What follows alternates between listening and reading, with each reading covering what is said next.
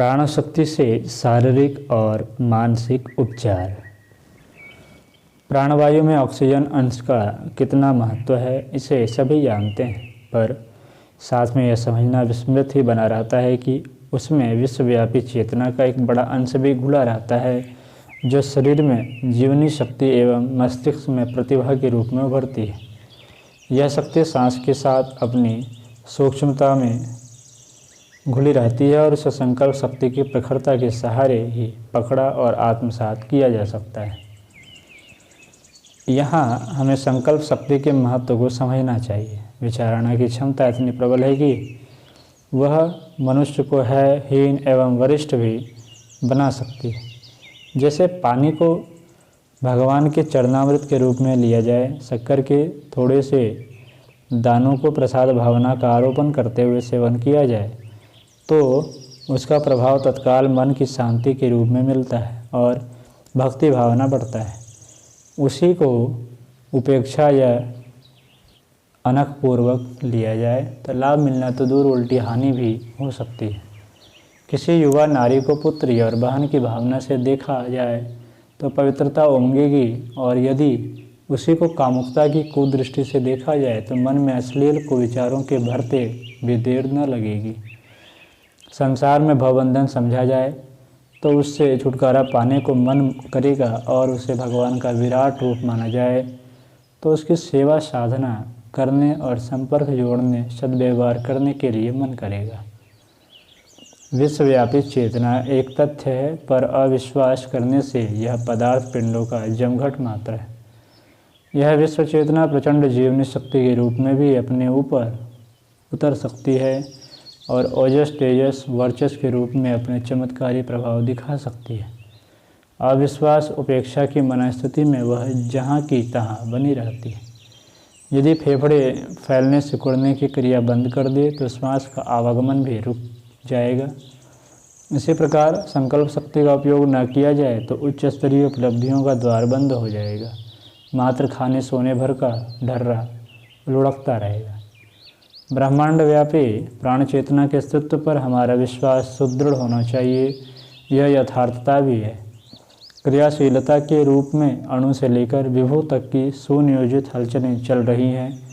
वे विचार युक्त भी हैं और नियमबद्ध भी। इसी क्रियाशक्ति को चेतन ब्रह्म कहा गया है। वह हमारी सांसों के साथ शरीर और मन में भी आता जाता रहता है, पर उपेक्षा बरतने पर उसका लाभ नहीं उठाया जा सकता। उस तत्व को आकर्षित तो हमारा संकल्प चुंबक ही करता है।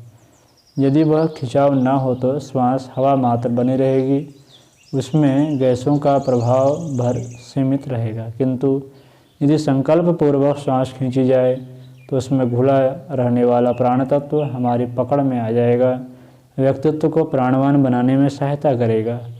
इसके लिए प्राणाकर्षण प्राणायाम करना पड़ता है। सीधा स्थिर शरीर रखकर लंबी सांस खींचते हुए भावना करनी पड़ती है कि श्वास के साथ मिलकर प्राण भी शरीर में प्रवेश कर गया। श्वास रोकते समय विश्वास किया जाए कि श्वास में जो प्राण तत्व था वह शरीर के प्रत्येक घटक द्वारा सोख लिया गया है। श्वास छोड़ते समय भावना की जाए कि भीतर भरी हुई दुर्बलताएं, दुष्ट प्रवृत्तियाँ सांस के साथ मिलकर बाहर निकल गई। इसी क्रिया को 15 मिनट से आरंभ करके आधा घंटे तक पहुंचा देने और बार बार करते रहने की प्रक्रिया प्राणाकर्षण प्राणायाम बन जाती है। उपर्युक्त प्रारंभिक अभ्यास पूरा होने पर दूसरा चरण यह हो सकता है कि प्राण तत्व को शरीर के किसी अंग या मस्तिष्क के किसी केंद्र में विशेष रूप से भंडार कर लिया जाए। शरीर का कोई अवयव दुख रहा हो या गड़बड़ा रहा हो तो भावना करनी चाहिए कि प्राण सत्ता संकल्प बल से खींचकर इस स्थान पर केंद्रित हो रही है और अपनी ऊर्जा में वहाँ से संचालन को प्रवाह को तीव्रगामी बना रही है। जमा हुआ विजातीय द्रव उस स्थान से बिखरकर चारों ओर छितर रहा है और उसे लघु कण सांस के सहारे निकलकर बाहर हवा में उड़े जा रहा है। इस विधि से किसी भी पीड़ित दुर्बल अंग की अशक्तता को सशक्तता में बदला जा सकता है, साथ ही रोग से छुटकारा पाया जा सकता है। चिकित्सा उपचार की तरह यह प्राण उपचार भी कुछ दिनों लगातार अभ्यास में उतारना पड़ता है। मस्तिष्क में प्रतिभा के अनेक केंद्र हैं। मनःशास्त्र के विशेषज्ञों ने उनके नियत स्थान भी खोज लिए हैं। उन स्थानों पर प्राण केंद्रित करने और वह विशिष्टता बढ़ाने का भी ध्यान किया जा सकता है।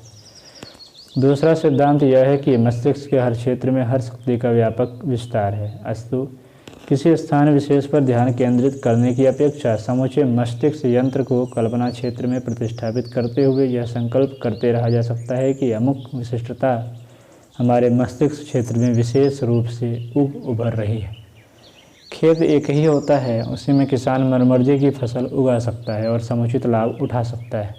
उसी प्रकार मस्तिष्क रूपी खेत में जो विशेषता अतिरिक्त रूप से बढ़ानी हो तो उसके लिए उसी स्तर का संकल्प करना चाहिए कि प्राण ऊर्जा उस विशिष्टता को उभार रही है, उसकी कमी पूरी कर रही है। वर्षा होने पर जिस प्रकार पौधों में नई हरियाली दौड़ जाती है, उसी प्रकार यह भाव संकल्प भी इसी क्रिया के साथ जोड़ा जा सकता है कि अमुक मानसिक विशेषता की फसल लहलहाने और ऊंची उठने लगी। इस प्रकार सांस में घुले हुए प्राण तत्व को संकल्प शक्ति से आकर्षित करके मस्तिष्क की दुर्बलताओं को दूर किया जा सकता है। उन्हें पिछड़ेपन के अभिशाप से छुड़ाकर घोड़दौड़ के विजयी घोड़े की तरह अग्रिम पंक्ति में खड़ा किया जा सकता है। प्राण शक्ति द्वारा शरीर और मन को दुर्बलताओं, व्यथा, विकृतियों से छुड़ाया और परिपुष्ट भी बनाया जा सकता है। चेहरे का सौंदर्य, आँखों की चमक, होठों की मुस्कान, त्वचा की कोमलता आदि को भी इसी प्रक्रिया के सहारे बढ़ाया जा सकता है। मन की कल्पना और स्वभाव की गरिमा पर यदि ध्यान आकर्षण के सहारे प्राण ऊर्जा को एकत्र किया जाता रहे तो उसका प्रभाव अपना चमत्कार दिखाए बिना न रहेगा। यह आधार अभिष्ट दिशा में अपनी अभिष्ट आवश्यकताओं को बढ़ाने में सहायक हो सकता है। प्राण तत्व भौतिक बिजली के समान है। बिजली का झटका लगाकर किसी अवयव को उत्तेजित और रोग मुक्त करने की एक सुनियोजित प्रणाली है। चुंबक चिकित्सा भी प्रख्यात है। प्राण चिकित्सा उनमें किसी से कम क्षमता संपन्न नहीं, क्योंकि उनमें जीवन तत्व की वह मात्रा भी सम्मिलित है जो अन्य उपचार पद्धतियों में नहीं है। सबसे बड़ी बात यह है कि कोई भी व्यक्ति इस आधार पर स्वचिकित्सा भी कर सकता है।